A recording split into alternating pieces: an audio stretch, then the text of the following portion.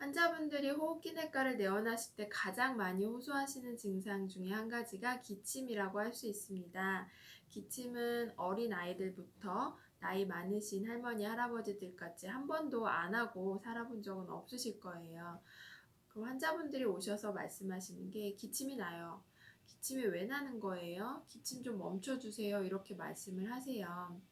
근데 기침이 왜 나는지에 대해서 한번 생각을 해보시면 기침 같은 경우는 그 상기도부터 하기도까지 기도 점막이나 이제 주변에 이물질이 꼈을 때 그것을 배출해 내려고 하는 정상적인 반응이거든요.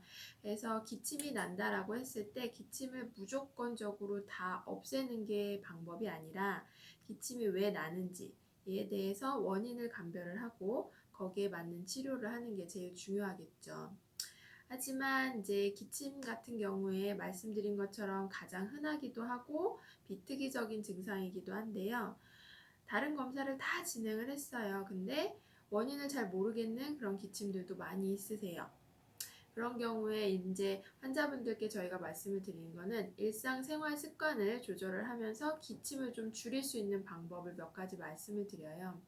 기침은 우선 첫 번째로 아까 말씀드린 것처럼 내 몸에 있는 기관지 내부의 이물질을 배출하려는 그 정상적인 반응이기 때문에 구강이나 비강, 그 다음에 기관지 내부 점막이 건조하게 되면 이물질 배출이 잘 되지 않고요.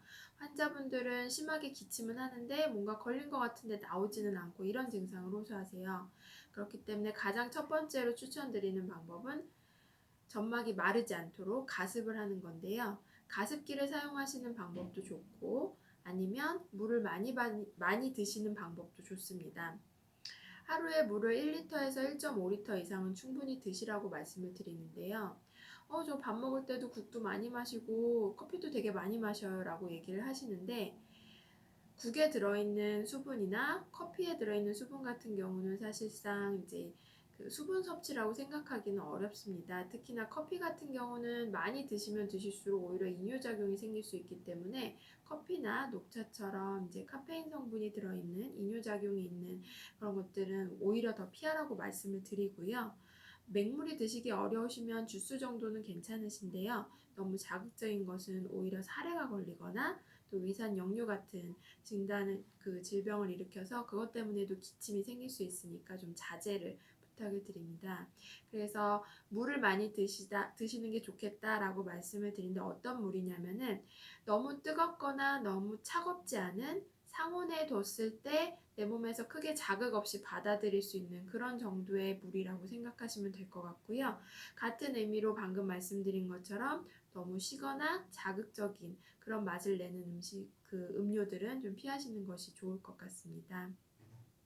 그리고 가습기를 사용해서 이제 주변에 본인이 주로 있는 환경에 가습을 조금 이제 높게 유지를 해주시는 게 좋고, 같은 그 맥락으로 생각을 했을 때 주무실 때 입을 벌리고 주무신다거나 해서 구강 점막, 비강 점막이 좀 마르시는 분들이 있으세요. 그런 분들은 이제 저희가 종이 마스크, 치과에서 쓰시는 하늘색 종이 마스크 생각하시면 되는데요.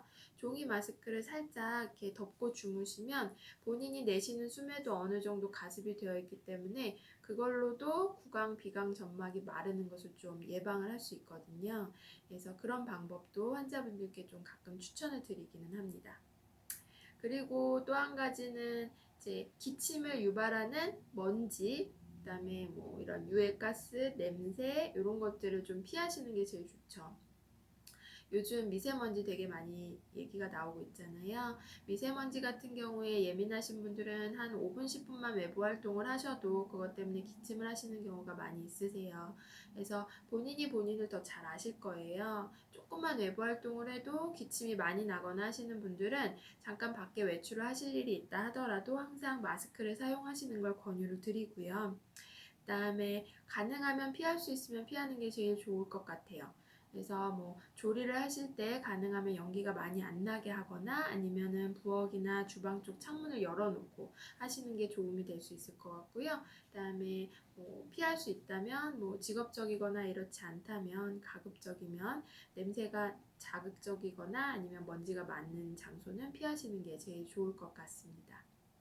하지만 이러한 노력에도 불구하고 환자분들이 기침은 사실 쉽게 떨어지는 증상은 아니에요. 그래서 만약에 본인이 이제 노력을 했는데도 불구하고 기침이 지속된다거나 아니면 기침 이외에 가래라든지 숨이 차거나 다른 증상이 동반이 됐을 때에는 꼭 전문의 진료를 받아보시는 것을 권유드립니다.